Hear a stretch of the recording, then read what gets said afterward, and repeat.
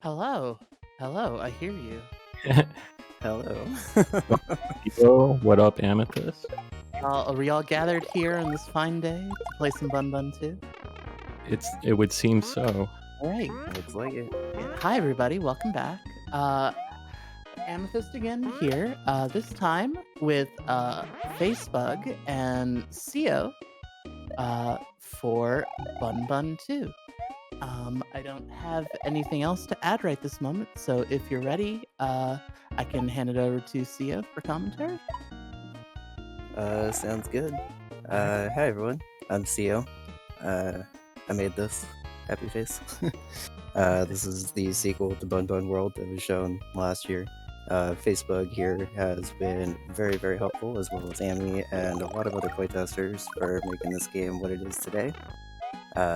They've been extremely helpful through the entire testing process, so I wanted to give them a quick shout out here before we get going. This is 1.1, so a little bit of jank ironed out, I guess.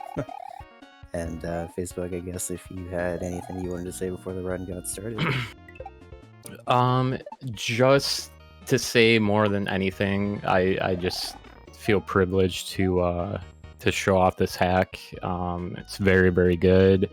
If you're into Kaizo, you should check it out. I am gonna play this, well, hopefully, and as quick as I can, but it's not really like, hey, look at me crush this game. It's hey, look at this really cool hack. So yeah. Hey, I'm gonna pop in just to bully CO2. This is one of my favorite hacks that was released this year. You did a great job. Thanks, guys. I appreciate it. And Alright. golden rules, it might. I'm not 100% sure, but I did have a lot of playtesting help on this for sure. And I guess we're good whenever. Alright. Alright, so 100%, 19 exits. Time starts on file select. So if you want to count it down, I will click and we will go. All right. 3, 2, 1, go. So this is Bunbun 2. Like I was talking about before, this is the sequel to Bunbun World.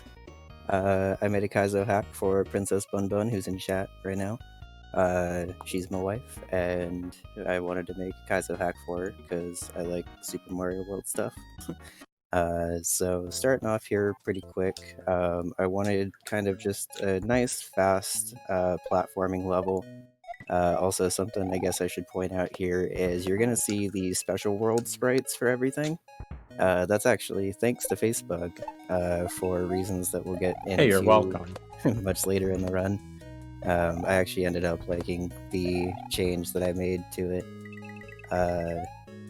But yeah, the soundtrack for this game, by the way, major shoutouts to everyone that helped port it. I can't really give shoutouts to everyone because honestly, like the soundtrack for this game took a lot of work. But I have a README. That jump's really hard, by the way. Yeah, it is. That jump is very precise, and it involves quite a lot of pretty precise slope momentum. So in the first level, I kind of wanted to play with cannon speed a little bit, and the second half of the level specifically plays with it pretty interestingly, I guess I'd say. So a fun thing with getting shot out of a cannon in this game is Mario just doesn't interact with anything for about a full screen or so. So what that'll actually end up doing here in a minute is being a kind of interesting loop through the level again, I guess. In a minute, you're being generous, yo. It's okay. This first jump is honestly pretty tricky. There's always kind of a rule in Kaizo that your first level has to be at least a little challenging, just to kind of let the player know what they're getting into. And I would definitely say this isn't the easiest level of the hack, even though it's first. So you can see here when you get shot out, you actually end up looping through the level again, but with cannon speed, which lets you loop over the top right there and to the goal. Yeah, that caught me really off guard on my first play, or at least on this particular design of the first level. when that happened, I died almost immediately and was taken off guard. But then I was like, oh, it's shooting you back through. That's cool. Yeah. So this level has a branching path pretty much right away. I believe Facebook goes for the secret exit first, if I remember right. Yeah, pretty much the entire run is if there's a secret, that's first. For and then sure. I go right back in. So shoutouts to the Little Guyzos collaboration that never happened, because that's actually where the inspiration for this half of the level came from. You'll notice the facebug is carefully dodging all of these lime green layer 2 tiles, and it's because he needs to wait until right here because the ground actually collapses throughout the entire level. And then timing the regrabs off of the dino rhinos right there, you're able to get the key. Nice job with that one shot. That's a spot that you can pretty quickly start to spiral. Like, I've noticed people pretty much either get it like right away or it's like 20 deaths there. Because then you start to get impatient, you start like cutting all the corners and stuff. I'm actually hoping got most of it out of the way on level 1 there, but we'll see. Yeah, for sure. So the gimmick of this level is the mushroom scale platforms. They normally have that like kind of diamond platform pattern on them. But fun fact, if you use them in the cave tile set, they just have cave dirt for some reason. So this is a very vanilla level with this tile set and sea mines and stuff. Oh my god, up button, please. Oh my god. That was so good up until right then. Yeah, that's okay. It's a free bun fact for y'all. So one of the things I did when I was designing this level is use the transparency mode of SMW. This is something that actually is in vanilla SMW, but I don't remember seeing it anywhere. But that's just like a part of Lunar Magic. You just change a level mode, you can have transparent ground and stuff. And that ending troll was actually added in after playtesting. I forget who recommended it, but someone said they thought it'd be funny. And it was. Not me, can't take credit. So this level has a pretty subtle gimmick that honestly you're probably not even going to notice if you're not like playing the level. But the camera actually doesn't scroll left in this level. I'm going to use this ASM again later in the game, but a lot of the ASM I found on this game is just on SMW Central. This one in particular feels kind of fun because it kind of turns the platforming into like a Super Mario Bros. 1 level, sort of. That midway is a little mean, I guess. And then the second half of this level is just quick platforming off of Rexes and stuff. This glitch coming up right here is a vanilla glitch where if you bop the note block and there's like a coin on the other side of it, it turns into an invisible tile, which means that you're able to have the mushroom go across there. And Let's go for 8. Not 7, not 9. Come on, yes. nice. Have you ever gotten the 1-up at the end out of curiosity? It survived? No. Yeah. It's really hard to do. I don't even think I've done it, but apparently Hank Sinatra's done it, so shoutouts to Hank. Yeah, I heard about that. Nice. So this level was actually made during a 4-hour design challenge. Shoutouts to Atari for the idea for that. But basically the idea for this level was to just build a level as fast as I could and then pretty it up later, I guess. So this is a kind of ultra fuzzy level with a little bit of the brown swinging platforms. I tried to use a lot of like really vanilla stuff in my design because I just think it is a little more familiar to people, I guess. So a lot of my levels tend to be pretty vanilla stuff, just kind of applied in a different way, I guess. Also, shoutouts to the amazing Pokemon port that got used here. Ooh.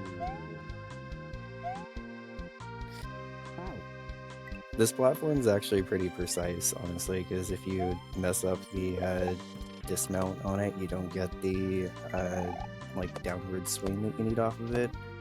I played with that idea kind of a lot in this level, honestly, because I thought it was kind of interesting how much control you really have over it.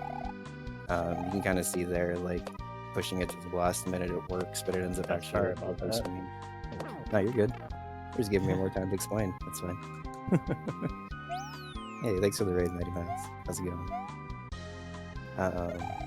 So the second half of this level is supposed to kind of feel like you're higher up in the same area, I guess. And this regrab coming up here is actually personally one of my favorite in the hack. The one okay. that me and I believe a lot of other people thought was a jump grab. Yeah. And probably did it that way for a while, and yeah, not necessary. Yeah, it feels pretty intimidating when you're jumping because you'll see here you kind of have a block that you have to keep in your hands but throw ahead at a pretty specific time.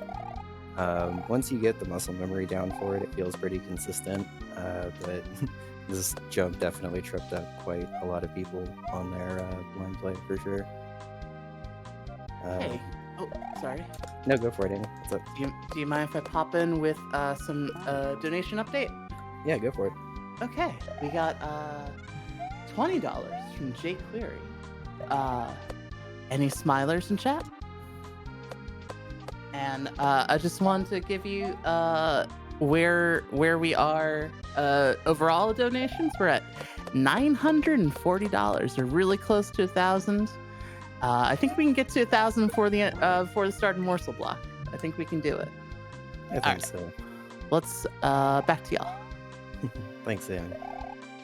Alright, so getting back into this level, like I was kind of talking about before, it's sort of inspired by the Ultra Fuzzy level where you kind of just have to pop off and on fuzzy writing stuff. This level in particular went through a lot of different changes from its first draft to the final drafts. It's actually kind of crazy looking back on it because the first draft of this level looks almost nothing like this. And there was a lot of like really intricate fuzzy writing in the first drafts. And shout out to the playtesters for letting me know how frustrating that could get pretty quickly. So I toned it down quite a lot and ended up making it more of just like a generic platforming level. You can see there with the regrab like kick, basically if you have it lined up right there, the platform works pretty much every time. Same thing for this. It's cutting it real close, but it'll be okay thanks to that cloud. Yeah, I always cut it close on that one. Yeah, that cloud. I know there's other strats that don't and are totally safe, but I've just always done the super pixel precise one. I mean, as long as you have a consistent setup for it, that works, especially after that cloud's there. That cloud used to not be there, which is why I'm like emphasizing it so much, because you used to sometimes do the ending perfect and still get screwed, but again, shout outs to the playtesters for politely letting me know that I needed to fix that. This is another level that actually, like, if you remember the 1.0 of this was like absolutely nothing like this. This used to be a mole level and then quickly transitioned into a sumo level. The half that facebug's about to go into now actually used to be a cape segment, and then I decided later that I wanted to just explore cape a little bit more. But sumo bros are fun too. I don't think they really get the love that they deserve. A couple of these jumps here, when you're one cycling everything, don't even really look necessarily that so I guess, but if you wait, they end up trapping you in a way where you can't get around it and stuff, so.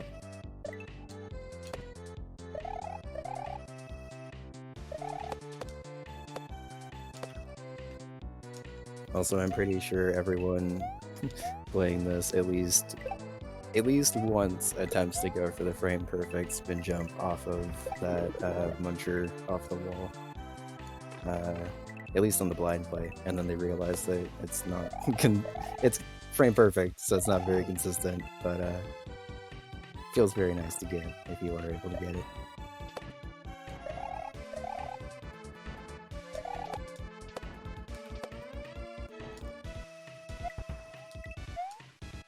Yeah, that jump right there in particular, if you wait too long, the sumo bro kind of wraps around. This key grab bit. I've been having trouble with this one in particular lately. Like, we were talking about like different parts crop up, like here and there, like at different times that catch you off guard. And this has been the most recent part for sure. Yeah. And Empty Assist is kind of talking about it in his unveiled run, but I have a lot of segments in this game. And honestly, like, it's hard to put together a full run of this game without like a segment kind of falling apart, because there's just like a lot in this game. I tend to design my secret exits to be more just like alternate levels rather than just like go through a pipe and there's a key, I guess. And that key grab in particular was one of like the last things I added into the game. So it's pretty hard. The regular exit also changed. Like, honestly, if you watch the 1.0 of this level and then compare it to what it was like final release, it's not even like recognizable. But again, more fun third wall one highs.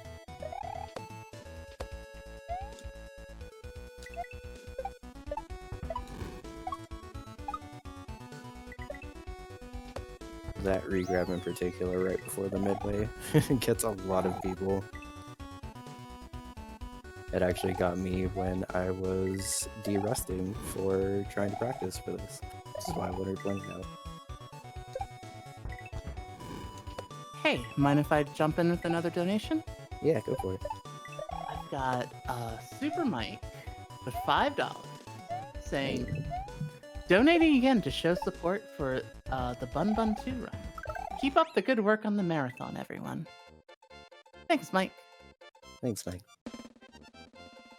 That ending tends to scare a lot of people also. I got called a lot of names for that ending.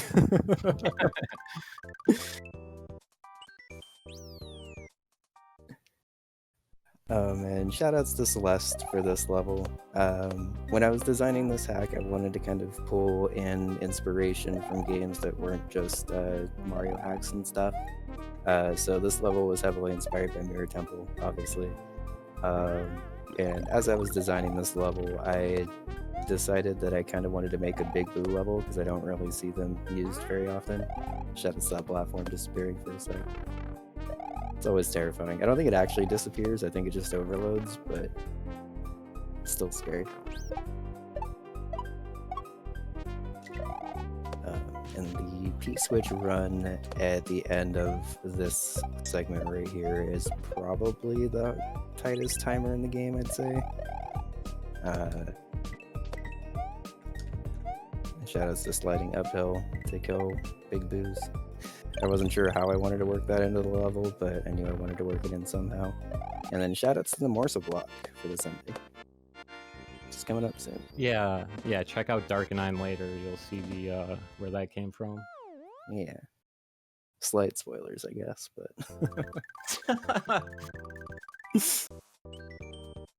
Alright, so here you end up looping back to kind of the connection point of the branching paths in this overworld. This overworld is a little freeform, I guess we'll call it, where you kind of get to choose your way through World 2. And basically at Cliffcop Cabana, all the paths kind of converge back into one for any percent. So now he's going back into KLDC Dolphins. Named, if you remember KLDC, this level might look kind of familiar. The 1.0 of that level was my submission to KLDC 2020. I really wanted to play with Layer 3 lava, as well as a gimmick that I actually used in Bunbun 1, where if you have Layer 3 lava with camera that scrolls up and down, the Layer 3 lava will basically just always stay at that part of the screen. And then something else I learned while designing for this game is if you do that glitch with lava, sprites can ascend through it, but they can't descend back into it for some reason. So you're able to have like Koopas and stuff like fly up out of the lava, but the second they start to go back into it, they die. So you're able to kind of use that for some kind of interesting lava setups. I think that might just be typical Super Mario World behavior where like stuff can go up through lava but it can't go back down, but it works pretty well in this segment because there's a lot of vertical movement. A lot of people died to this troll right here by landing on that purple ground back there, by the way. If you land on the purple ground, it pulls the camera up, which then kills the piranha plant, which means that you can't get through. The ending for this segment is actually intended to use that gimmick again, but speedrunners found out that you can just skip it if you undercut that jump right there.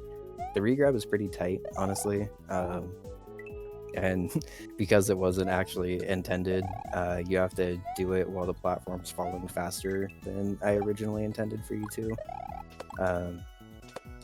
It is consistent, but it's a little reliant on getting a quick bounce off of the Koopa on the way down, I believe.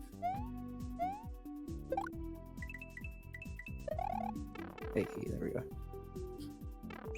Not telling you how to do that. Normally it's pretty easy. It's pretty much a controlled bounce with no regrab, and that seems to be the sweet spot for it.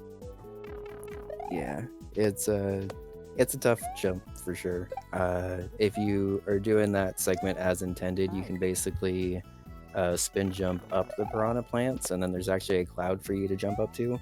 And if you jump up to that cloud, it basically pulls the lava up, which kills the piranha plant that's blocking your path, which lets you go into the pipe. But speedrun strats can't wait. And yeah, 1.0 of this level in particular actually was pretty tricky because this jump right here, there was a muncher right there instead of a cement block, and it sounds like a pretty minor change, but you would be very surprised how often you press against that block. It's way better this way. Right here, this cement block. Yeah, that cement block right there. It was a pretty like last minute change for me to turn it into a muncher because I had gotten used to the muscle memory. And then I released it, and then I was like, oh, that was way too hard. So, in typical Kaizo fashion, you gotta have an info box in your layer 3 dolphin level. This level is actually designed around forcing an intentional hit of the message box, though. Because normally when you're in a dolphin level, you need the tide so the dolphins can do their thing or whatever. But the tide in this level obviously is lava, and the lava is actually blocking that pipe over to the right. So by doing that, you summon the message box, which gets rid of the lava, lets you go in here. Same thing for this room right here, where you grab the orb, and just as you're about to walk off the edge, course clear pops up. When course clear pops up, it's the same thing as the message box. So and yes, exactly, Carl. Just showing off the troll. Yeah. That one's worth it. Worth a good death at the end. Speaking of trolls, this level has probably the meanest troll I will ever design, and I'm perfectly okay with that. One of the best. I don't know if anyone successfully avoided this troll, honestly, but everyone laughs at it, so it works out okay. So this level, as you can probably tell by the music and gimmick, is heavily inspired by the Super Mario 64 level, Hazy Meets Cave. Shoutouts to Kevin M for literally making this level possible, by the way, because he wrote the ASM and custom wrote the music for me for it. So literally without him, this level would not exist in any way, shape, or form. So in this half, you actually have toxic air through the water, but he just straight up crushed it, so I didn't even have time to explain it. But basically, anytime you're under the water line there, you have about 8 seconds or so to pop back up so you don't suffocate. You'll see that more in the regular half here, where it's a little bit more of a direct shout out to Super Mario 64, where basically anytime you're down in the yellow fog, you got to get out of it, up to the wooden area where the exclamation mark disappears. It leads to a lot of really cool, like, gotta pop up here really quick to kind of save myself flow. It's a really fun gimmick, and I'm excited that I was able to make a pretty cool level with it, I think. And kind of like I was alluding to, it has one of the meanest trolls I will probably ever design, and I'm pretty okay with that. Alright, so in the second half, I wanted to kind of play with the ASM a little bit more, so I also added in these toxic vines. It's the same thing as the toxic air, basically just if you're on the vine and you're suffocating, you'll die eventually. Was the inspiration to jump higher in this level?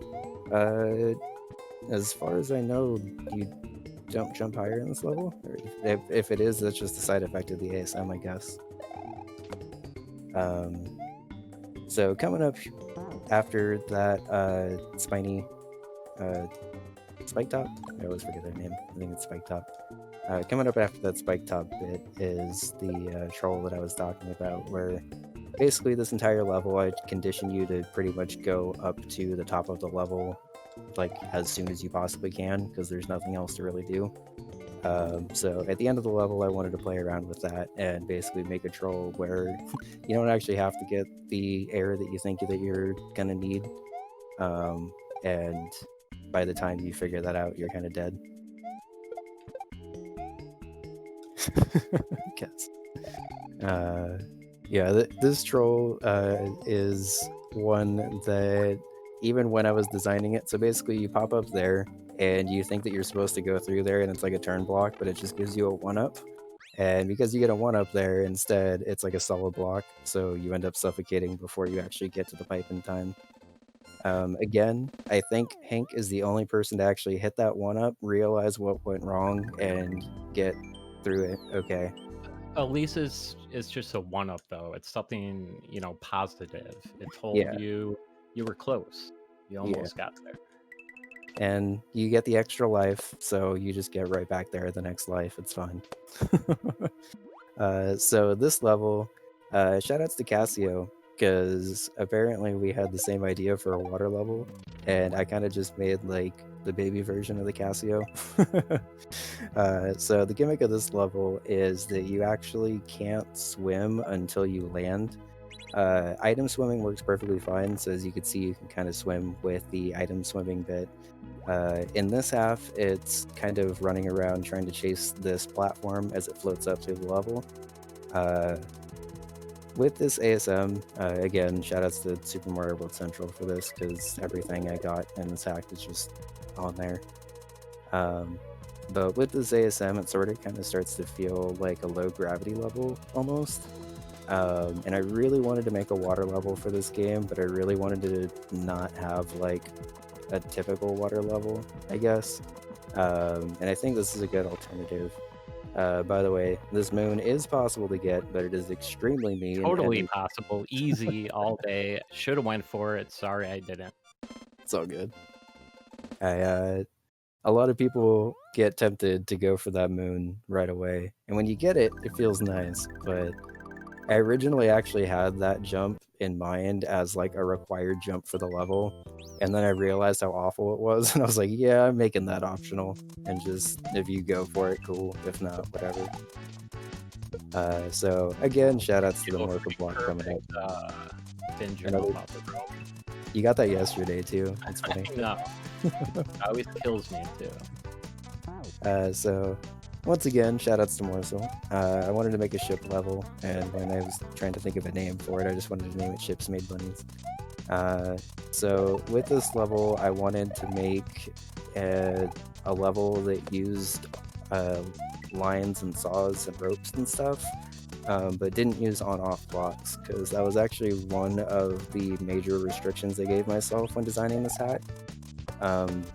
When I design, I tend to get a little overwhelmed if I have every single option available to me.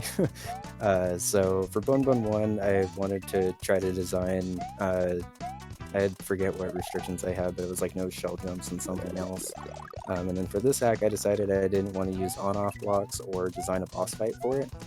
So spoilers, there's no crazy end boss fight for this game. There's no boss fight at all. But in lieu of that, I guess, I wanted to make a level with lines and saws that was kind of just built around platforming around them, and then as well as obviously the donut blocks. Major shoutouts to Elusive and Benedict for saving this level, by the way, because it turns out if you use these special world pass sprite set that I'm using and these donut blocks, they end up turning into like apples or something as they're falling.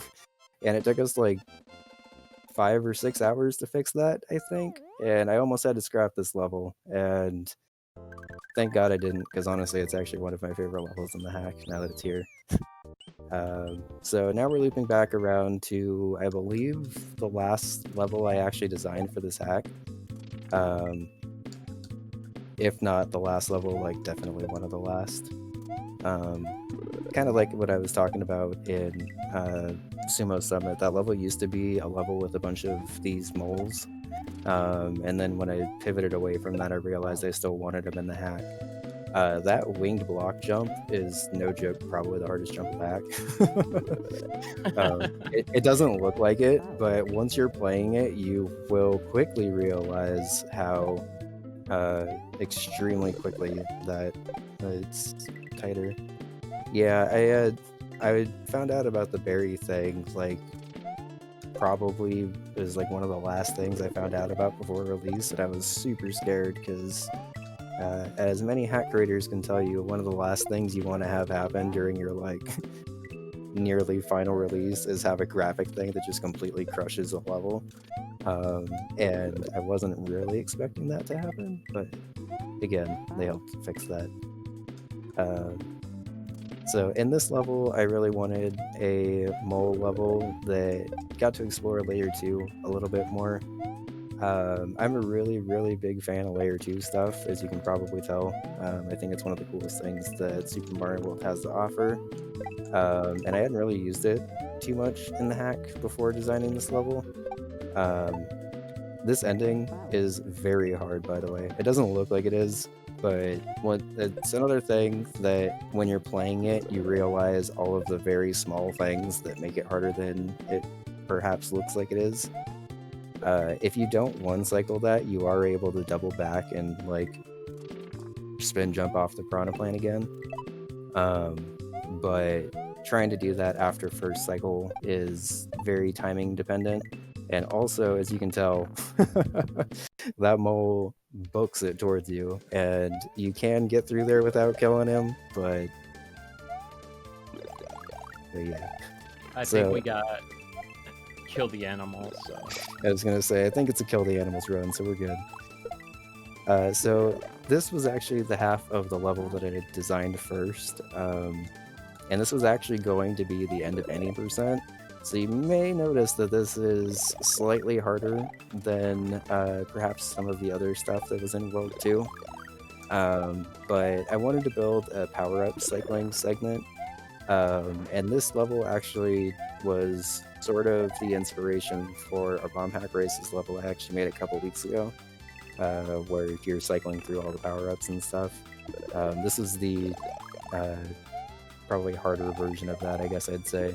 That mushroom in particular surprises a lot of people, and maybe not in the nicest way possible, I guess. But luckily, facebug got out of there without too much trouble. That's a segment that if you get caught up in, will quickly eat up a lot of time, so... Also, a lot of people think that I would be mean enough to troll you after a level like that, and I would never troll you. Alright. So, coming up is Firewall Fortress, which is the level that basically all of the paths kind of converge back down to. I wanted to build a level around Bowser statues because there's a lot of really cool things that you can do with Bowser statues. This level actually used to have 3 segments, which is why in the beginning of the level you have that part where you just kind of quickly jump up. That actually used to be an entire like other half of the level pretty much, but as I was running through the game, I got tired of playing through 3 segments of this level. And yeah, shoutouts to the Crypt of the Necrodancer port for this level, because this was one of the first songs I found for Bunbun 2. And even though it has a little bit of a weird sound clipping thing, sometimes it's very worth it because the bass is amazing. Hey, mind if I pop in with a donation? Please do. I've got $10 from GlitchCat7. This community means the world to me. I'm proud of what we're doing. Let's hit 10K tonight with the Pride Pog wave. Big Pogs. Can we see some Pride Pogs in chat if you got them?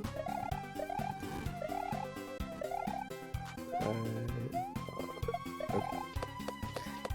So back into this level, that trick that Facebook just got with respawning the fireball is actually one of the favorite things of this level, as well as this ending that has a lot going on.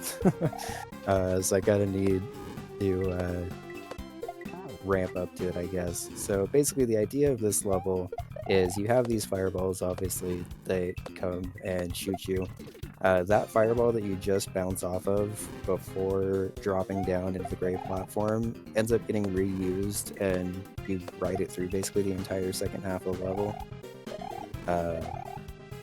So that one right there is the same fireball that you use to bounce on the gray platform.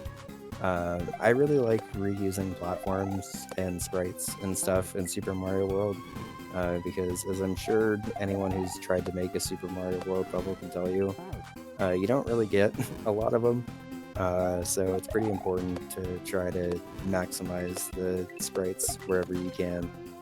And yeah, these fireball hitboxes are not always the most generous.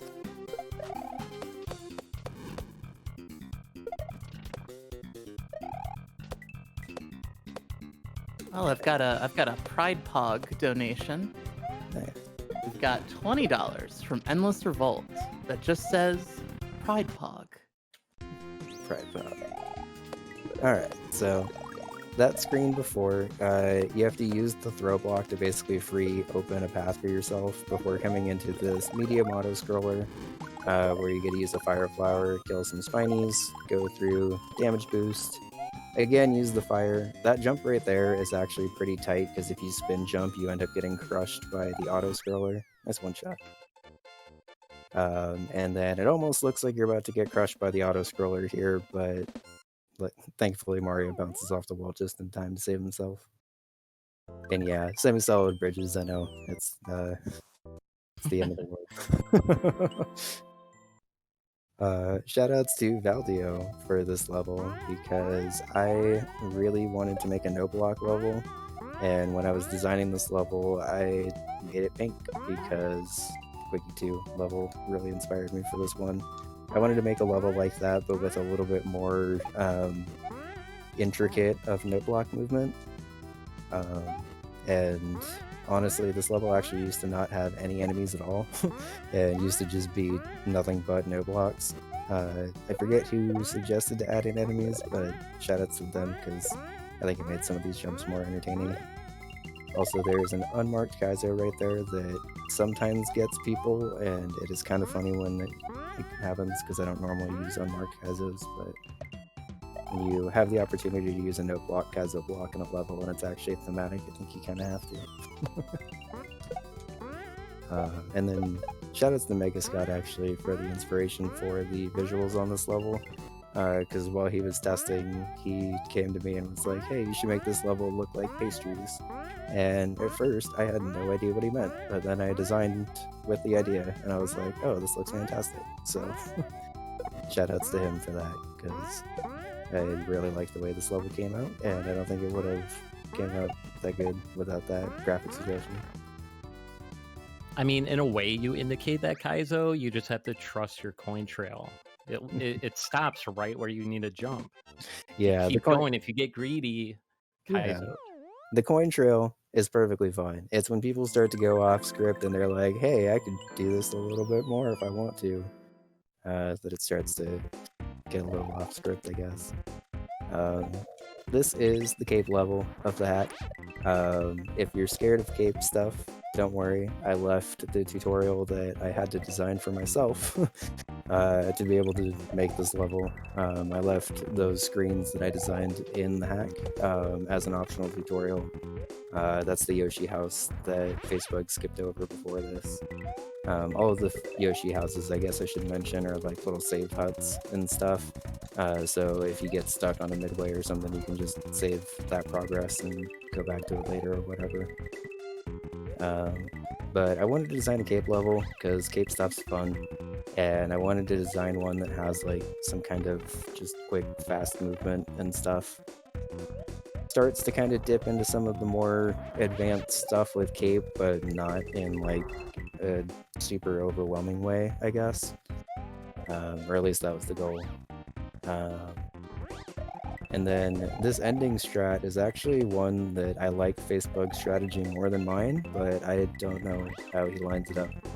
So that end strat right there, I normally had it timed out, so if you max speed fly over, you can basically dip twice, do a spin right at the blocks, turn around, and then quickly turn around through the hole that you made. But facebug strategy is even cooler, where he just dips down, spins up all the way up, and gets through. So Yeah, I think the secret to that is you slow down like with 2 B taps in the first pump, and then that lines you up perfectly to do a dive and pop right back up. cool. So I guess explaining this level, because there's a lot of weird stuff going on in this level. First of all, the gimmick of this level is that you're trying to collect 4 Yoshi coins or Dragon coins. By doing so, you'll basically turn these yellow star blocks into clouds that you can pass through. So for right now, they're concrete, and then when you collect all 4 Dragon coins on 1 life, they become clouds that you can just run through, which lets you get to the midway. So this is basically my take on a 4-room castle for this game. Each room has some very, very weird vanilla mechanic, including the vanilla fireworks, which make you go invisible, a Mega Scott-inspired ninja race, which basically if you don't get up there in time, the ninja blocks you off. The Layer 3 Smashers, which are pretty hard to use with anything, but with the auto-scroller. And then finally, one big staircase. This is actually one just continuous staircase on Layer 2. Shoutouts to Lunar Magic 3.0, letting you build big square levels. And then finally, you get the boss of any percent, which isn't a boss at all, but is the room that Princess Bunbun herself directly inspired. So, I had a couple of segments in this game before where I didn't have enemies in them, and I later added in enemies because I just felt like it was a little empty. But I thought that honestly that was kind of a thematic ending to the end of any percent. If I wasn't going to go for bosses anyway, I might as well just build some like really hard platforming segment. There is a timer, but honestly it's pretty loose. I've seen it been able to beat as high as like 7 seconds left on the clock. 2 orbs or it doesn't count. Nice. You actually do have to reset the entire run if you don't get both. So. All right, so that's actually the end of any percent. And facebug's actually going to go ahead and reset here, so I'm going to explain why. So Invalid run. Sorry. Yeah, it's because he only got 1 orb actually. So shoutouts to D4 for this ASM, where you're now able to actually select 2-player game. If you try to select 2-player game on any file that doesn't have 18 exits, it'll just automatically select you at 1 player. But I was able to commission this ASM from D4 where 2-player becomes unlocked specifically after you get 18 exits, and Luigi's able to be placed wherever you want in the overworld. So I was able to basically lock him onto Playtester Palace, which has an absolute banger of a custom port from Beef Stew. Despite what it sounds like, this is actually Sonic Advance music, not Smash Brothers. I learned after release that they're apparently the same composer though, so apparently that's why. But basically each of these rooms is dedicated to one of the many people that helped me playtest this game into what it is.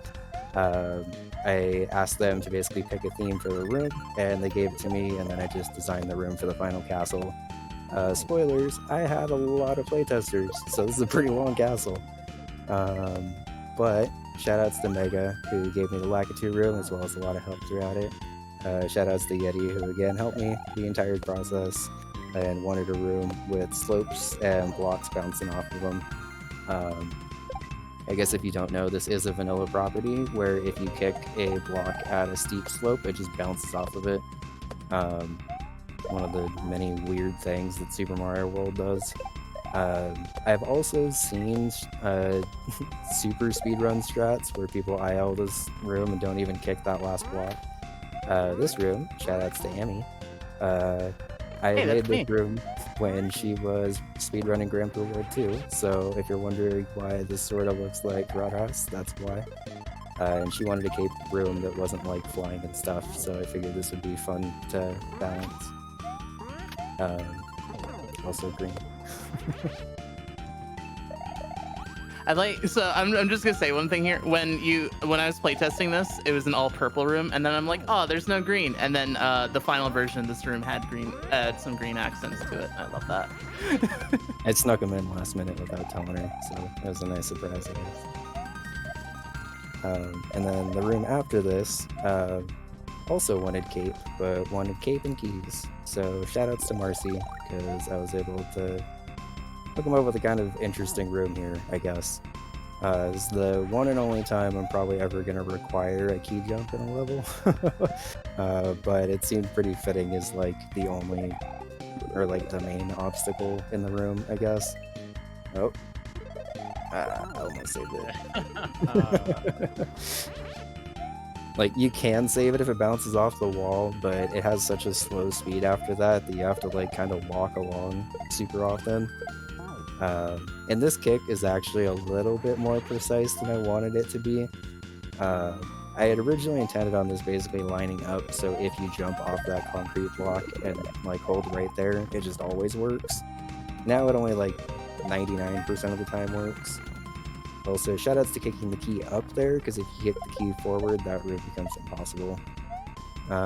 This room by Dark9 has at least 4 solutions, actually. I'm sure there's more, but the intended one is the one that was just done there, where you actually loop through the room and damage boost on your way up. This room is themed around the bullet bills, which, thanks to the special world tile set, are these little birds for some reason.